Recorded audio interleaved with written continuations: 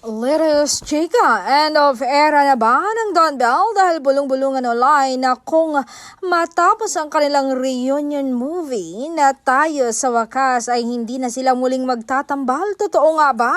Ayon sa showbiz expert, mulit-muli nilang pagtatambalin ng Don Bell.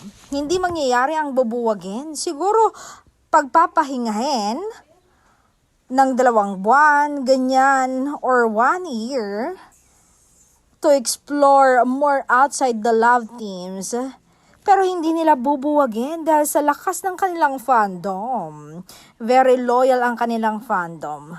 May nakita nga ako sa social media, online, na ang iba ay nagsisave na, naglilikom na para sa movie ng kanilang idolo. Ang kanilang reunion movie. Siguro bibigyan sila ng solo movie, teleserye, projects, pero babalik pa rin sila bilang love team.